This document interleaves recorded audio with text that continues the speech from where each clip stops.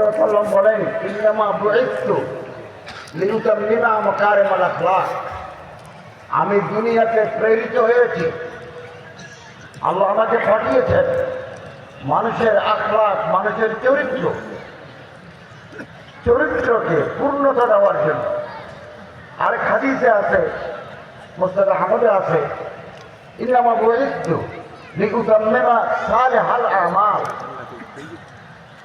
নেক কাজ, আমলের সালেহকে পূর্ণতা দেওয়ার জন্য। কারণ মানুষের চরিত্র না থাকলে, আখলাক, আদাত, সমায়েল, ফাসায়েল, জীবনধারা যদি শুদ্ধ না হয়, ভালো না হয়, মানুষ আর পশুর ভিতরে রেশম থাকে না।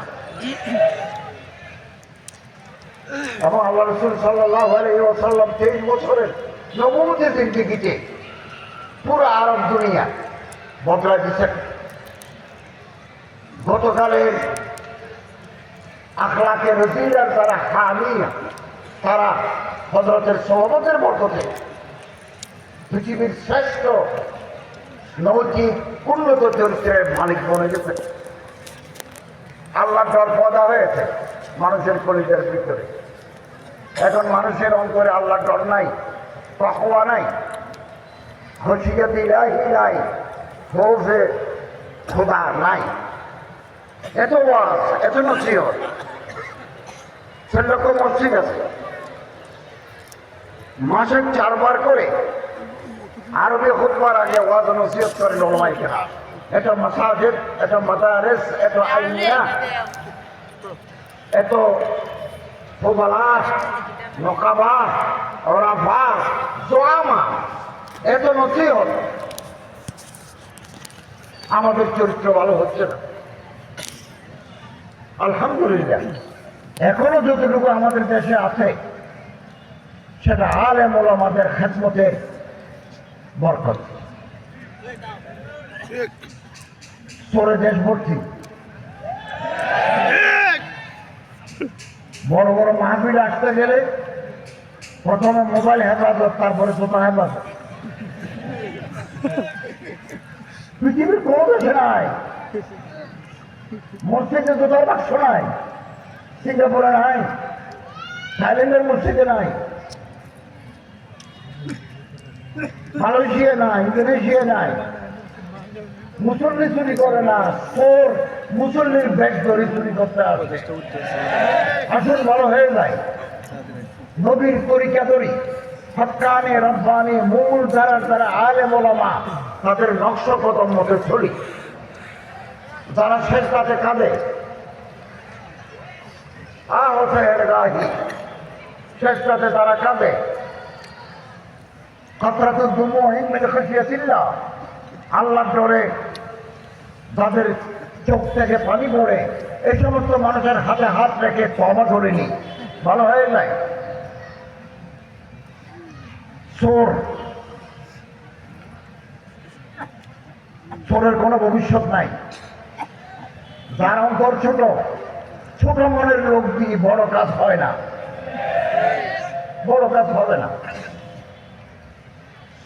শুনাই কথার উপরে আমরা আমল করব না, তাহকিক ছাড়া, ভালোভাবে যাচাই বাছাই করা ছাড়া মুখ দিয়ে একটা কথা বের করবো না। কলমের আঙ্গুলের মাথা দিয়ে একটা শব্দ লিখবো না যাচাই বাছাই ছাড়া। কেউ যদি বলে আপনার তো কান নাই, আপনার কানটা কোথায় গেল, তখন আমাকে হাত দিয়ে দেখলেই বুঝতে পারি আমার মাথার সাথে কান আছে কিনা। না, আমার কান নাই। আমি যখন শুনলাম মুহূর্তের ভিতরে ফেসবুকে লিখে দিলাম, ভাই রে কানটা কোথায় গেল। মানুষের সামনে কিভাবে মুখ দেখায়, একটু হাতটা এভাবে দিলেই বুঝতে পারতো যে কান ঠিক জায়গায় আছে। আমাদের অবস্থা এরকম। শোনা কথায় আমরা মুহূর্তের ভিতরে যাচাই বাছাই ছাড়া কথা বলি। মিশরের প্রেসিডেন্ট আনোয়ার সাদাত গুলি করে মারল একজন। বিচার হচ্ছে আদালতে। বিচারক জানতে চাইলেন তুমি আনোয়ার সাদাতকে গুলি করেছো কেন? আসামি বলল তিনি সেকুলার। বিচারক জানতে চাইলেন what is the meaning of secular? Secular বলতে কি? তুমি কি বুঝাতে চাচ্ছ? বলো আমি তো সেকুলারের মানই জানি না। তো তুমি সেকুলারের মানই জানো না, তার গুলি করে দিলে। নাকিব মাহফুজ নোবেল বিজয়ী মিশরের আরবি সাহিত্যিক, তাকে ছুরি মেরে মেরে ফেলল, আসামি ধরা পড়ল। আদালতে বিচারক জানতে চাইলেন তুমি ছুরি মারলে কেন? আসামি বলছে তিনি কিতাব লিখে মানুষকে বেঈমান বানাচ্ছে। বিচারক জানতে চাইলেন কোন কিতাবে তিনি লিখছেন যে কিতাব পড়ে মানুষ বেঈমান হয়ে যাচ্ছে? বলো আমি তো কিতাবের নাম জানি না। এগুলো আমাদের সমাজ। একটা কথা মনে রাখবেন, আপনার পায়ের তলায় যেমন মাটি আছে, অন্য মানুষের পায়ের তলায়ও মাটি আছে। এদেশে কেউ লজিং থাকে না, এদেশে কেউ বানের পানিতে বন্যার পানিতে ভেসে এসে নাই।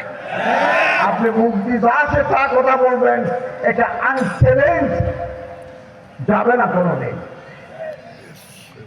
আপনি দুইটা বললে আরো 10টা আপনার গায়ে উপর আসবে। অতএব কথা বলতে হুঁশিয়ারি বলবো, সতর্কভাবে কথা ফেলবো, না জেনে কোনো কথা বলবো না। না জেনে যাচাই বাছাই না করে প্রথম আপনারা জিজ্ঞাসা করবেন যে আমি কতটুকু জানি এই ব্যাপারে। এগুলো ওলামায়ে হক্কানি, ওলামায়ে রাব্বানীদের আমল ছিল। এই কিশোরগঞ্জ হযরত মাওলানা শেখুল ইসলাম আল্লামা তাআর আলী রহমতুল্লাহ আলাইহির দেশ,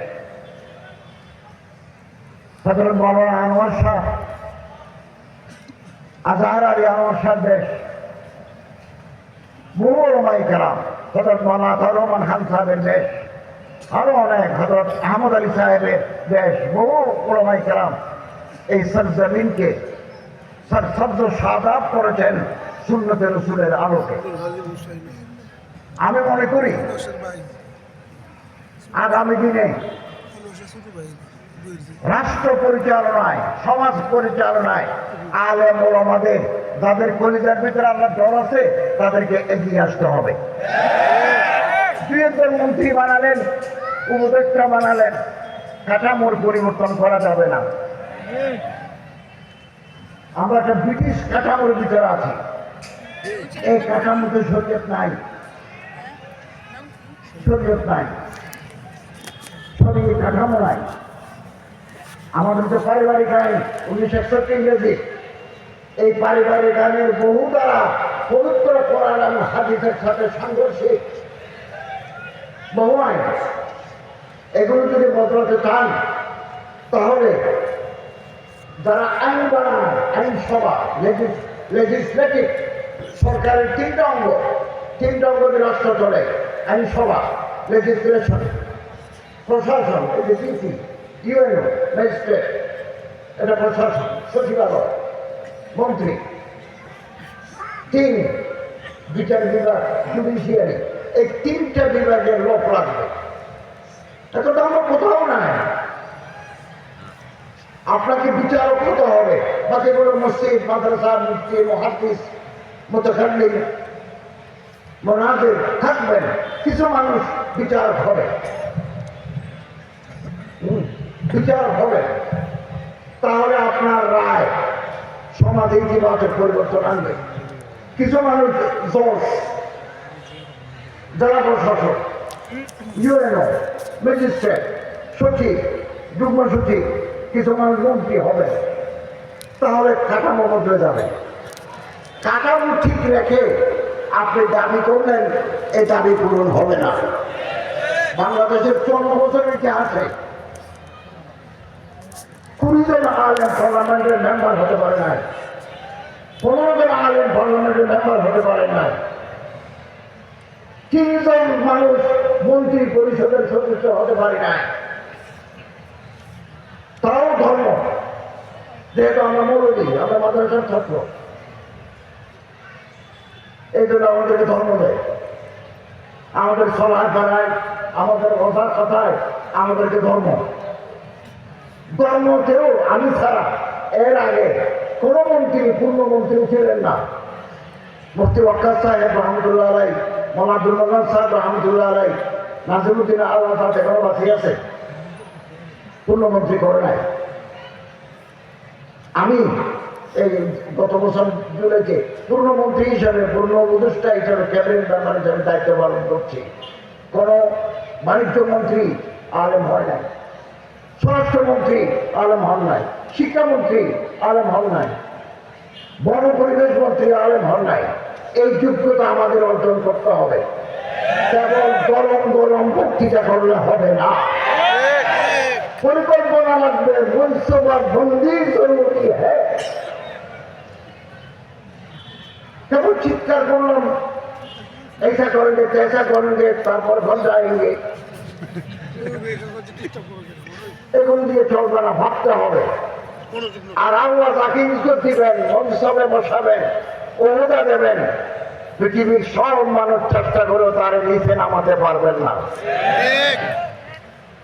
আর আল্লাহ তাকে ফেলে দিবেন, ডিগ্রেডেড, নিচে নামিয়ে ফেলবেন। পৃথিবীর সব মানুষ চেষ্টা করেও তার উপরে তুলতে পারবেন না।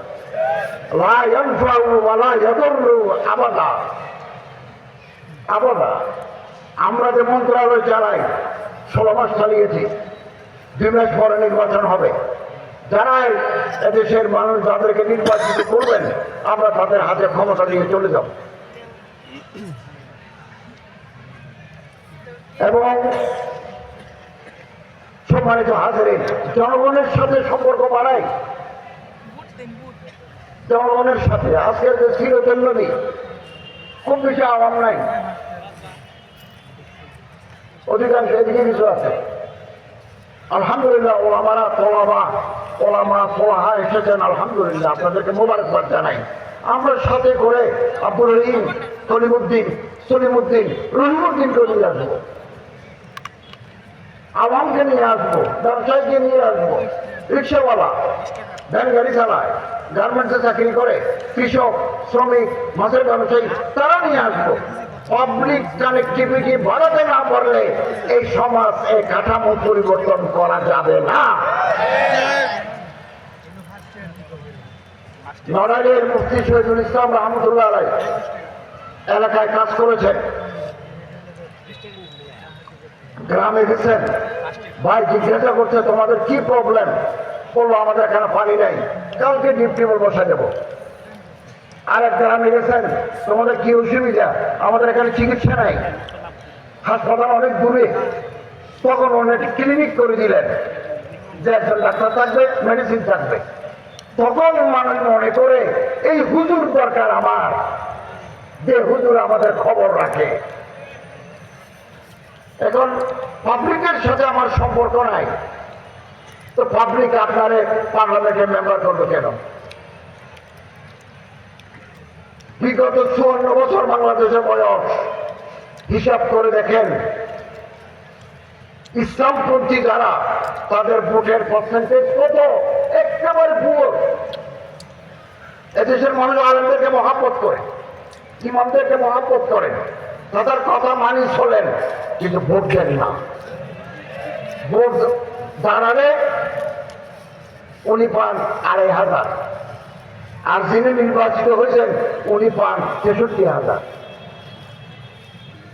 পাবলিক কানেক্টিভিটি নাই, জনসম্পৃক্ততা নাই, এটা বাড়াতে হবে। আর কতদিন দাবি জানাবেন এটা করো,